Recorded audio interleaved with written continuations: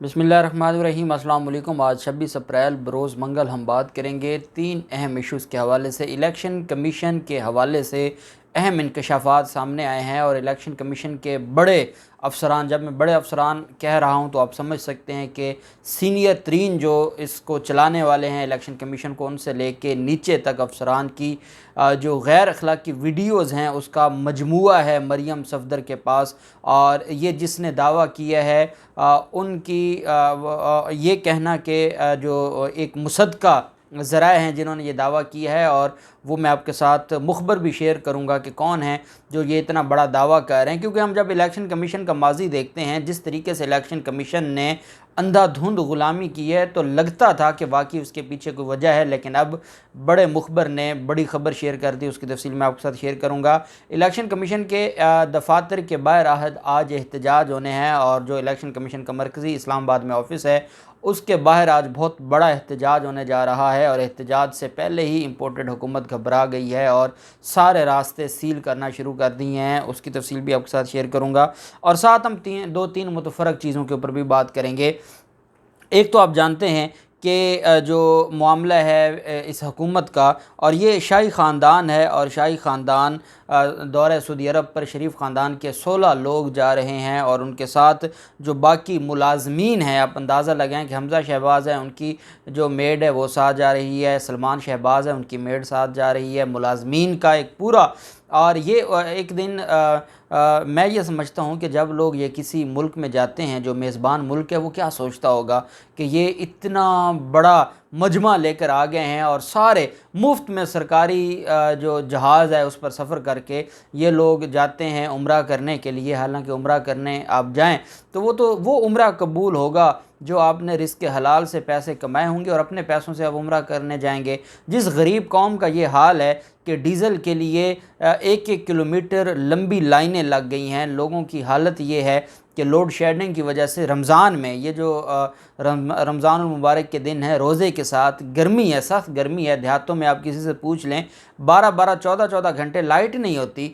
तो इतने बुरे हालात में जब इस मुल्क में वो किसी ने, सही था तो मज़ा ही है, लेकिन किसी ने कहा कि शहबाज शरीफ कहते हैं मैंने तनख्वाह नहीं लेनी, तो उन्होंने कहा कि आप तनख्वाह 2 तनख्वाहें ले लें लेकिन कम से कम चोरी ना करें। जब इस तरह चोरी शुरू हो जाती है तो फिर मईशत तबाह हो जाती है। आज वो साफ़ी जो इमरान खान की मईशत के हवाले से, जब इमरान खान कहते थे कि हमें महंगाई करनी पड़ेगी, और वो तो बाकायदा फिर कौम को एतमाद में लेते थे और कोई रीज़नेबल कोई चीज़ होती थी, और ये सारे का सारा जो करप्ट मीडिया है ये इमरान खान के ख़िलाफ़ महाज खड़ा कर देता था। अब ये कहते हैं कि महंगाई होगी तो मुआशी इस्तेहकाम होगा। ये सारी चीज़ें बताती हैं कि इनके पास सिवाय लूट मार के ये अपना मैक्सिमम क्या करेंगे। अपने नाम ECL में से निकलवा लिए हैं, ये कुछ बाहर भाग जाएंगे, कुछ अपने केसेस ख़त्म करवा लेंगे। इनको ये इल्म होना चाहिए कि ये केसेस नई इंक्वायरी, नई तफ्तीश के बाद दोबारा खुल सकते हैं। चीज़ें कोई नहीं सोचता था कि इन पर ये हालात आएंगे कि ये कई साल जेलों में गुजारेंगे।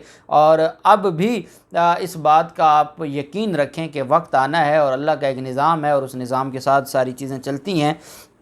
अब दफ्तर ख़ारजा ने जो सऊदीया में पाकिस्तानी सफारतखाने को तैयारियों की हिदायत कर दी है, और उसमें जो फ़हरिस्त दे दी है, वो फ़हरिस्त जिसमें 16 इत्तेहादी मेंबरान को भी ले जाने का इंकशाफ हुआ है। फजलुर रहमान, असद महमूद, बिलावल भुट्टो, शगुफ्ता जमानी, अख्तर मैंगल, खालिद मगसी, खालिद मकबूल, अमीर होती, शाहजैन बुगटी, ये ऐसे डर के मारे साथ लेके जा रहे हैं कि मैं अगर सऊदी अरब जाऊँ तो कोई इत्तेहादी पीछे से भाग ही ना जाए, और हुकूमत मेरी 2 मेंबरान पर तो 2 वोटों पर तो पहले खड़ी है।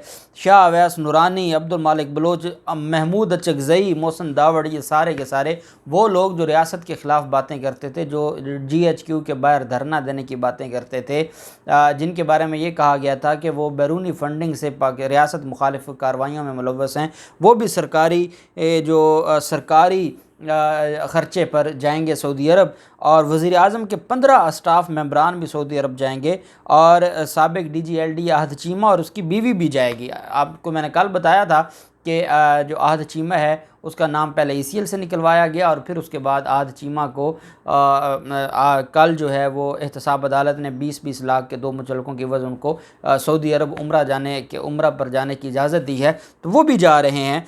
और शहबाज शरीफ के स्टाफ मेंबरान में 2 ड्राइवर भी शामिल हैं। वज़ीर आज़म के दौरे में साथ मज़ीद 12 अफराद को भी स्टैंड बाई लिस्ट में रखा गया है खिदमत के लिए। अब ये इस कौम ने फ़ैसला करना है और मैं समझता हूँ कि इस इम्पोर्टेड हुकूमत को लाने वाले भी शर्मा रहे होंगे और अल्लाह करे कि इस निज़ाम को शर्म आ जाए जिन्होंने इस मुल्क पर ये लोग मुसल्लत किए हैं। दूसरी तरफ जो मामला है और वो IG पंजाब है। IG पंजाब को सेक्रेटरी पंजाब असम्बली ने एक नोटिस शोकाज जारी किया था और कहा था कि आप वजाहत दें कि आपने असम्बली में लोगों को दाखिल किया है, और साथ स्पीकर ने यह भी कहा था कि अगर शोकास का जवाब नहीं आता तो 3 माह जेल भेज देंगे IG पंजाब को। IG पंजाब खौफ के मारे, अब उनको पहले तो था कि हमजा शहबाज बस आ गए हैं और हमें सारे के सारे अख्तियारात मिल जाएंगे, तो जब उनको लगा कि मामला भी लटका हुआ है तो वो लाहौर हाई कोर्ट एक दरख्वास्त दायर कर दी IG पंजाब ने और कहा है कि ये जो नोटिस है इसको सेटिसाइड किया जाए, ये गैर कानूनी नोटिस है। मैंने जो कुछ भी किया वो डिप्टी स्पीकर के कहने पर किया, मेरी अपनी कोई उसमें राय नहीं थी।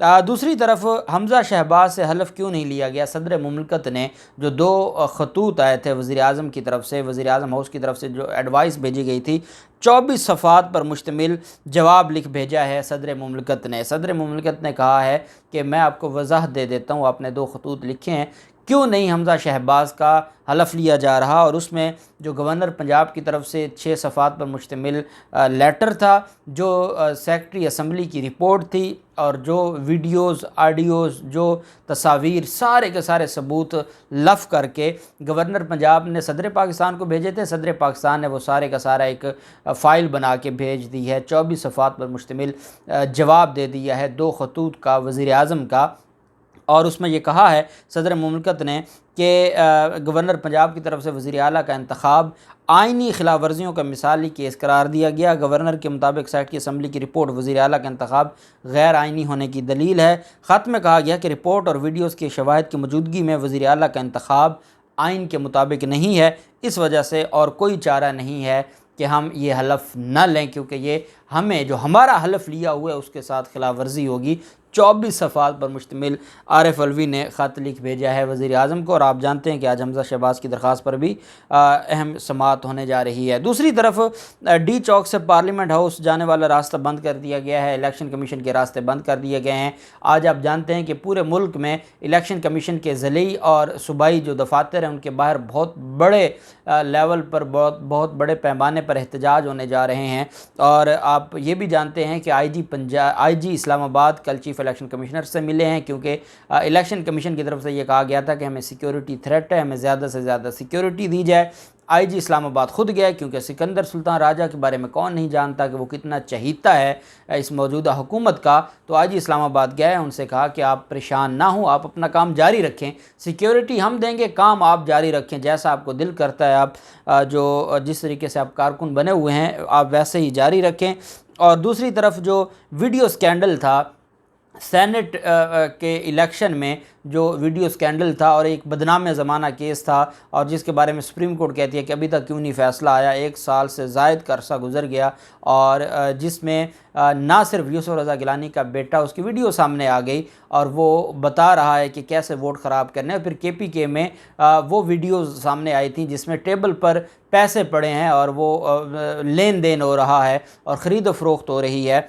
उसका जो फ़ैसला है वो 29 अप्रैल को सुनाया जाएगा इलेक्शन कमीशन की तरफ से। 29 अप्रैल को सुनाया जाने का जो कहा जा रहा है इलेक्शन कमीशन की तरफ से कि 29 अप्रैल को सुनाया जाएगा। अल्लाह करे 29 अप्रैल को, और कौम मज़ीद वाज़े हो जाएगा, इन लोगों का चेहरा कौम के सामने जब 29 अप्रैल को ये फ़ैसला आएगा। फ़ैसला मैं और आप तो जानते हैं, लेकिन मज़ीद चेहरा वाज़े हो जाएगा।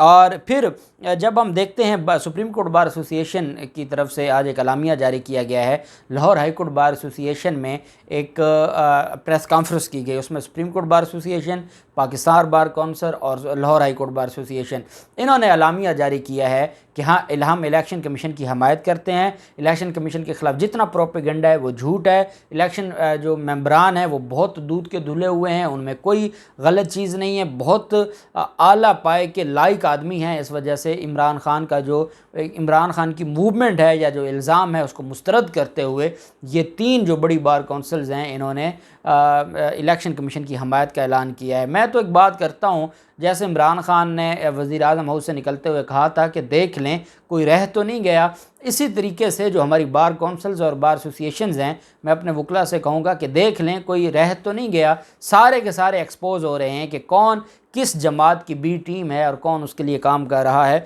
दूसरी तरफ जो इलेक्शन कमीशन का मामला था, पाकिस्तान तहरीक इंसाफ के मुनहरफ अरकान को नोटिस जारी कर दिए हैं।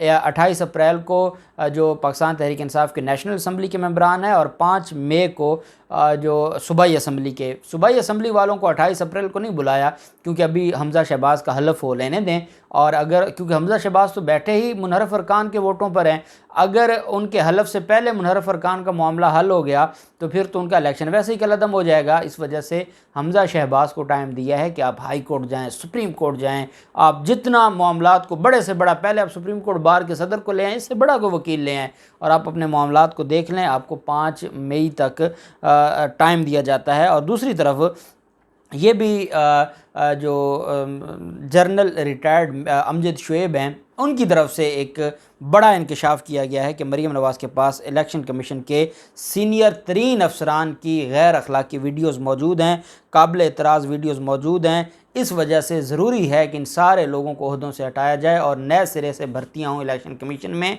उन्होंने कहा कि चंद एक बड़े और फिर सैकड़ों के हिसाब से जो ज़िली अफसरान हैं उनकी जो काबिल एतराज़ वीडियोज़ हैं, आप जानते हैं कि एक शख्स जो जनरल रिटायर हो तो वो कोई वैसे नहीं बात कर सकता, कोई फेक न्यूज़ नहीं कर सकता।